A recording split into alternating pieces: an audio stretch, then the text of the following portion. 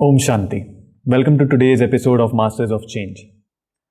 Life is really a series of changes, and every change is a challenge because we need to come out of our comfort zone to handle that change. And when we come out of that comfort zone, we learn. It is an opportunity for us to learn and grow. So today we have with us on the episode sister from Costa Rica, Sister Marianne. Welcome to the show. Thank you very much. How are you? I'm very happy to be with you here. Okay. All right. And let us go through your journey. I mean, you're from Costa Rica. How did that journey of meditation and spirituality start? And how is it different from India if you compare the culture of Costa Rica from India? How is it different? Well, Costa Rica is a Christian country. Yeah. Something interesting about Costa Rica is that it has more than 70 years without army. So the money from that they used for education and healthcare. Okay. And it's a very small country, but with a lot of nature. It's tropical in that sense.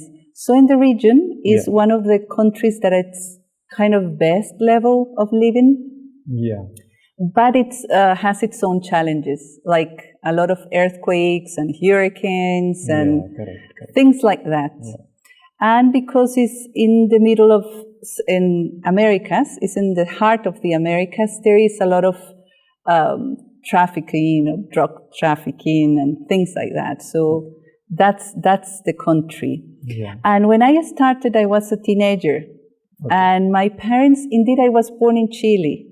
All right. And because of political reasons, my parents have to move out from Chile and come to Costa Rica with 4 of us. And when they were in Chile, they decided that they were not going to believe in God because God didn't protect them because of the war, civil war. Yeah. It was happening in Chile. So when I came to Costa Rica with them, they decided not to teach us any kind of religion. Oh, so that's good in a way. Yes, in a way. Yeah.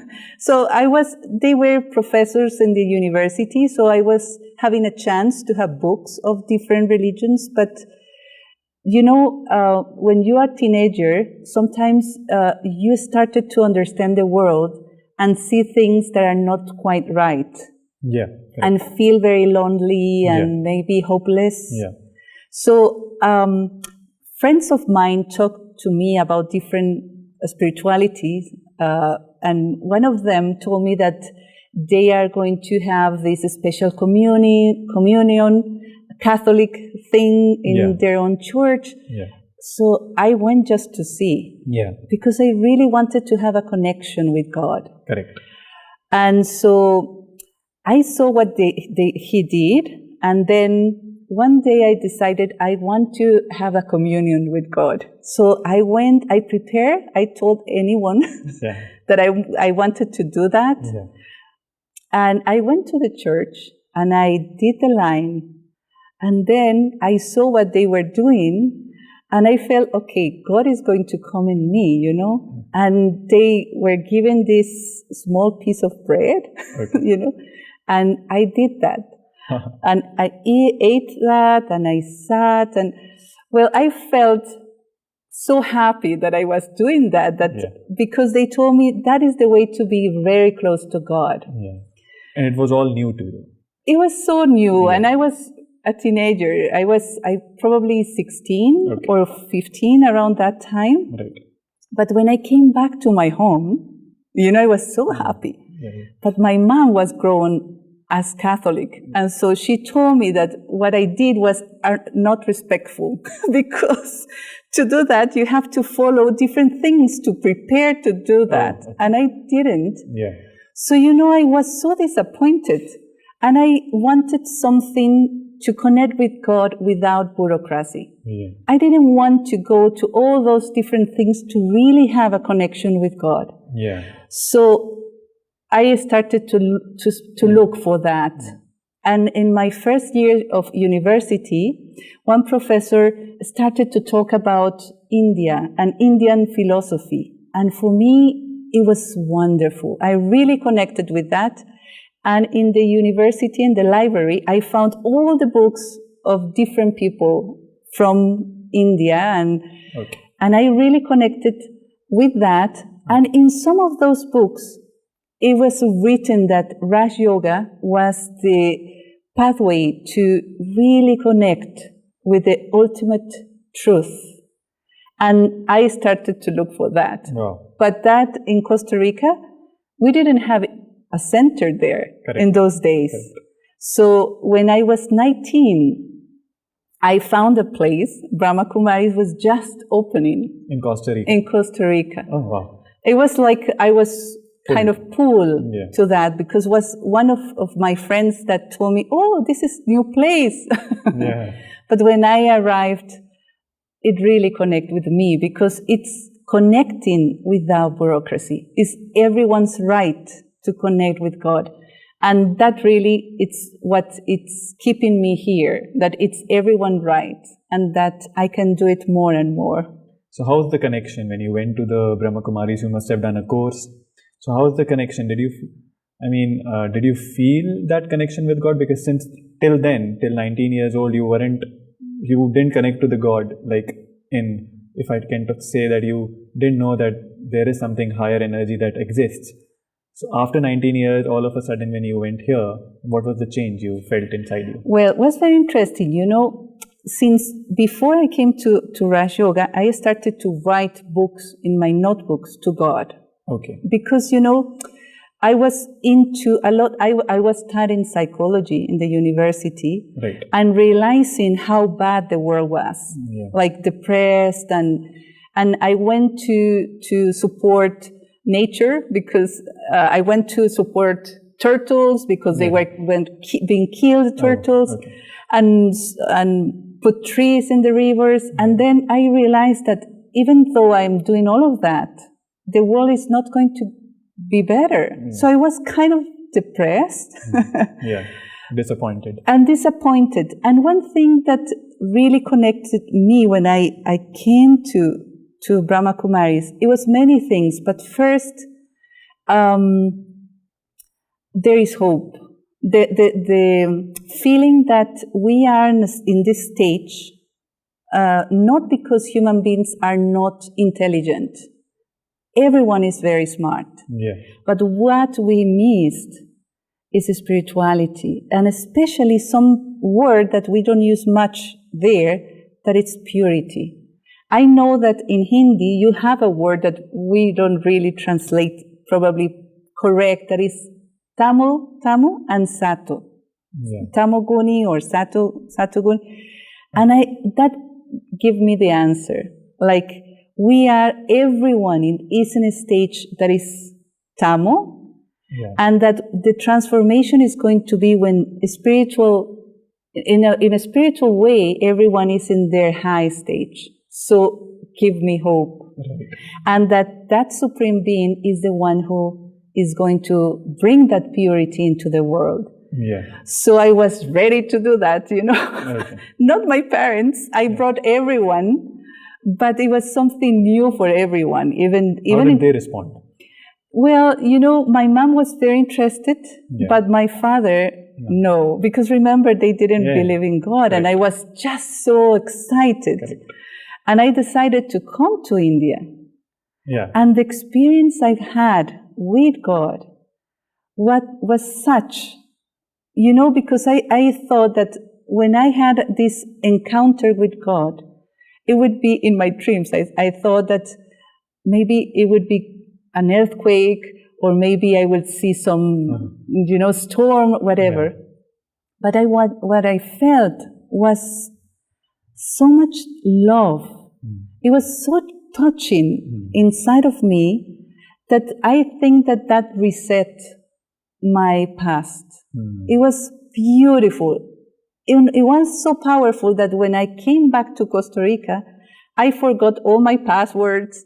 I forgot, I was kind of flying. So my father especially was quite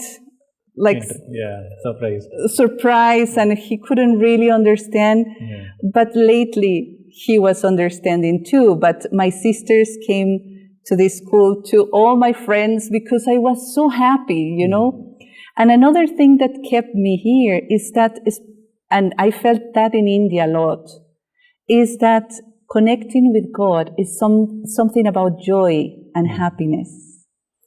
Because, you know, there, the spirituality is a lot of, very connected with sadness and sacrifices. And when you go to the churches, all the images is people suffering. Yeah. But here, it's people dancing, it's like creating a new world of happiness. You can be happy and be connected to God. Yeah. And that for me is a very important thing, because we need happiness in the world. Not just a task, but to feel that joy. Very rightly said. Also, you are a psychologist by profession, and you have worked with women who have undergone a lot of domestic violence and sexual abuse as well, human trafficking as well. So when you deal with such people, how does meditation help in their field? How does it help them to come out? Do they come out of the trauma? How much time does it take? A little bit about that experience. Okay, I will tell you a little story to begin with. Sure.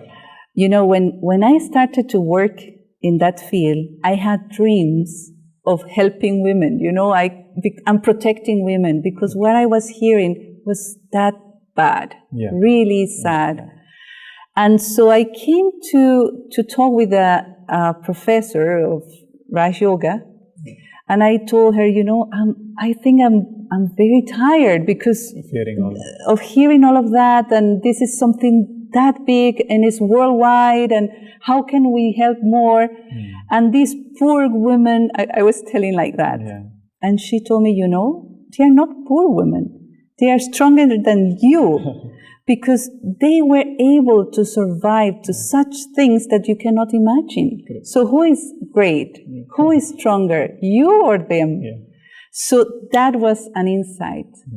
They are very strong. What happened is that they don't realize, because of the situation, because they have been hearing all the time, they have less value, or they are not same as smart as the men, or they have been raped and all of that. Sometimes they feel just as body. And when I realized that, I started to see them as that strong women as they are. And that changed all my perspective, even in therapy and in terms of spiritual support of women. And a statement that I love, that women are the ones who are going to open the doors to heaven. Why? It's not because men cannot do it. Of course they can do it. But is this energy there is caring, that is more non-violent, and motherly-like. And so what I have been seeing is that when you just facilitate that process of recognizing their own value, they started to take decisions for their own well-being and their well-being of the family. But there is the need of support. Because when you have been facing that year after year, it's not so easy. But when they realize they are able to do it, and when they have a spiritual support, they can do it easier. They're able to heal themselves. And they heal themselves. So it's not about how much time, because for some of them it takes just very fast, like 1 month, they have changed. But for others, take longer, because there are different situations that is happening. And one little story, because, you know, I was tired of working with women. Then I went to work with teenagers that were in sexual exploitation. I thought that was better, but, you know, it was terrible. But it was, I learned from them. Because, you know, in order to survive what they were dealing with, naturally, they started to feel that they are going beyond their body, that things happen to their body, but not inside. So when we did practices of connecting again with themselves, they told me, I do that. I do that to survive whatever is happening to my body. I'm just connected with something inside.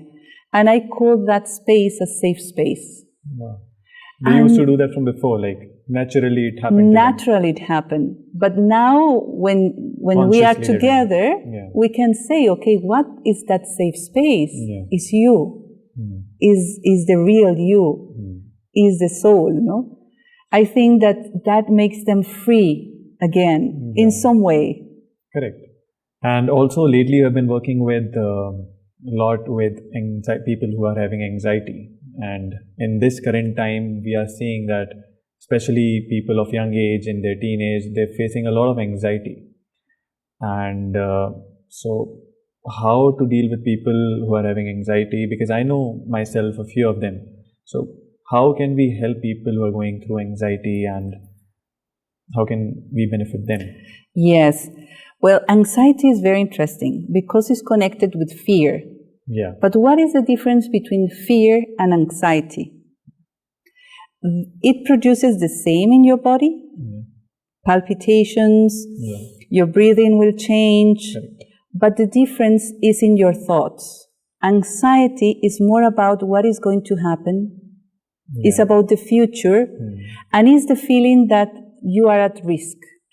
It's something that it's going on in your mind, and it's very difficult to stop that. And so what is happening is first, because of fear is a very strong feeling, produces things in your body. And what it produces, it cannot be controlled in that moment. When you have a crisis of anxiety, you have to know that at least it's going to last half an hour, because adrenaline is working and that cannot be stopped. So in that moment, it's not useful to meditate. To tell or ask them anything of that sort. No. In that moment, we just need to tell them, okay, this is going to pass. I'm going to be next to you, but it's going to be uncomfortable, but it's going to pass. But when the person is feeling a little bit better, then is the moment to do meditation, but a special meditation. I call it meditation to reduce anxiety, because it requires breathing, because you need to balance your nervous system. So you need to breathe deeply and, like 10 times. And then I ask them to imagine a place or an image or a sound that makes them feel very peaceful, tranquility. And then imagine that in their body. And then feel that inside there is tranquility and there is a safe space, where they are protected, where they can be free, no need to prove anything to anyone. And then from there, they start to feel like they are in a very quiet space, silent, and reducing the rhythm of their thoughts. Just imagine they are safe. And then some other breathing, and then connect with that self, that it's indestructible, the soul, and be surrounded with the protection of God or the Supreme Being. Just protected, completely protected. And that is reducing the anxiety. Because the word here that is very important is safety. Because when you have anxiety, it's insecurity. Because of insecurity. Is insecurity. So you need to feel again secure, and that you are capable, that you can do it, that things are going to be right, and you have the power to do it. But it has to be consistent. When daily practice. Yes. The anxiety is not going to go if you practice just one day. It has to be at least 1 month consistent every day. Yeah. So that's why meditation is very useful in that context. Not during the crisis, but afterwards. Correct. So you have to be very supportive of the fact that they're going through. Just be with them and not suggest them anything. Once they're feeling better, then you can ask them to meditate. And so guided meditations would help better for them, right? I think so, but guided meditation that helps them to go back to that private space where they are really protected. Yeah. I think that's the key. Maybe there are many meditations, but sometimes you just need 10 minutes of that feeling. Right. And then you can have more deep meditation of other kind, going deep. Because sometimes when we are feeling anxiety, the thing is that you cannot control it and you feel bad. Yeah. And I'm working with people that it's specialists, high-level professionals that feel very bad that they cannot control themselves. It's not they are not smart. Yeah. It's because there is a whole process that needs to be corrected, to shift. So you have to go step by step. Yeah. And you are going to get better. But it takes time, so you have to be patient. You have to be patient. Right. And also, you work with UN. So any work that is currently going on, and what is that one thing that you would share that you would want to share with our viewers today? Well, at UN I have a role that is interesting because now I'm called the stress counselor, and it's a role that started because the UN people is target of terrorism in different countries, and kidnap and things like that. So after they have lived things related to that, I am the one who support the crisis after they leave that. Okay. So what I'm trying to help is to support for them not to have trauma. And it's very interesting when a situation is traumatic and when it's not. Because there was a research that was done in Europe when terrorist attacks happened lately. Yeah. And they measured who was having dreams about that situation or memories, flashbacks, and who was in the situation and didn't have that. The dreams. Those dreams or those memories. And what they realized is that the people that used to talk about that and go back to the same place, they had the power to face whatever happened. They didn't have traumatic dreams and things like that. Who were able to talk about the situation. Exactly. The ones who didn't talk about that. Who kept it inside. Who kept it inside and avoid the place. They were the ones who had those dreams and things like that. So because of that, it's important to know that things are going to happen, but we need to face. We need to, even it's difficult to speak, we need sometimes to find support. Correct. And of course, it's not easy to talk when you are feeling very bad. Yeah. But someone is there for you. Someone always is there for you. And that's for you to find that soul. Yeah. And then how do you increase your power to face? I think in that, doing spiritual exercises and where meditation is very useful because, you can face a place even without seeing it. Yeah. You can visualize that you are there. Yeah. And that you are able to remember things, but you can be again in a state of compassion and send that compassion and mercy to all of them. Right. And that kind of give another meaning to the situation. And when you give another meaning, that that is going to help you to feel better and better. Okay. So those are some small tools and practices that could help. Right. And in Raj Yoga meditation, I've heard that people meditate with their eyes open. So why is that? I mean, why do we keep our eyes open while meditating? Well, it's interesting that you say that, because it's very important to learn how to remain in that good stage, connected with your inner strength in your daily life. So whatever happens, you have that inner capacity to respond in a very wise way. Mm-hmm. But if you learn to just be connected with your inner resources when you have your eyes closed, that means that in your regular life, you are not able to respond in that way, right. You're shutting things off. Exactly. When we close our eyes.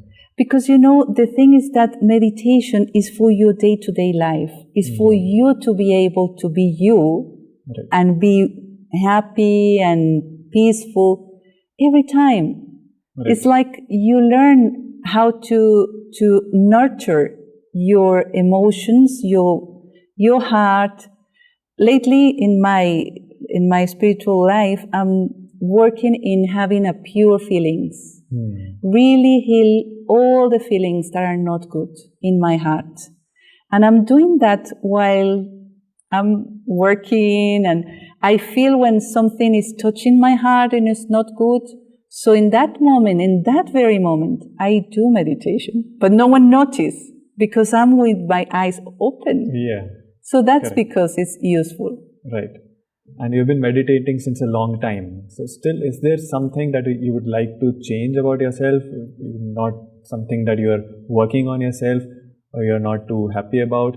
Any practice or any behavior that you would like to change about yourself that you're working on currently? Yes, I'm working. The last 2 years during the pandemic was very challenging because we had situations that we had to face that were unexpected, like someone very close to us, her son had a schizophrenia, and because of pandemic, he was very bad, and then he killed her mom. That was our friend. And then we had, my father had cancer, and he went very fast. He left his body. So that created, I felt like my emotions were there. Yeah. My feelings were coming like waves.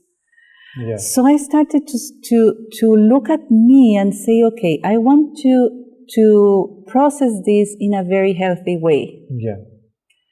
And that's why I'm practicing now to have pure feelings. And that has helped me a lot. Like, instead of thinking on myself, why I'm feeling bad and blaming to myself and feeling even less worthy, why I'm having this attachment or this other's feeling. No, I will have pure feelings first for myself. Yeah. And whatever have happened with whoever is there, I will clean that. And for that, I'm using a special relationship with God as Dilaram, the comforter of my heart. Okay. And lately I'm having feelings of the Supreme Being as my mom, my mother. Okay. Is there, but very loving, not judging, nothing. Is there to support me. Mm-hmm. And I have been so good that now I feel much better than before. I'm not powerful. Saying more powerful and understanding my feelings. And that's why when other people feel bad, I understand. I can be very empathetic. Yeah. And understand that it's going to pass, but we need to really work on the heart. Correct. So when people lose someone who are close to them, so isn't it natural for them to feel low and sad, or because they're attached to them? People are attached to their close ones. So is that attachment bad? Well, what happened, one very good friend of mine, she's another BK that is many years in Guyana, and she told me, you are feeling like that, because you have karma with your dad. And when she told me that, I felt worst. Like, So I think in that moment, what we need is more like a spiritual embrace. Like more, because whenever you have a connection with whoever is there, and you have a emotional connection and a history with them. When they are not there, you will feel their little low. Even when Daddy Yankee from Brahma Kumaris left, I felt that little bit too. So instead of feeling bad, we have to understand there is a process of grief. And of course, in that process, we have to accept the loss. Is not there anymore, the change. And what you feel about the change. And it's okay to feel. And it's okay if you don't feel good. It's okay. If you reject that, it's going to increase. So it's fine. Then you will process better and better. And I think that in that process, in my case, because of the spiritual practices, I feel that I'm dealing with that better. I feel supported. I'm not lonely. Living during this grief period. That's a nice way to handle, because when people reject it, it increases.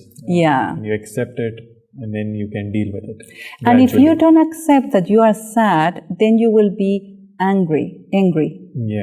And then you will not realize that you are angry. People react like bad, and it's because they are sad. And they have not accepted that they are sad. Then it becomes worse. So it becomes worse. Well, it was lovely to speak to you today, and I had different insights and a different point of view from how you handle things, and I'm sure it'll help me as well. Thank you for taking out time and speaking with us.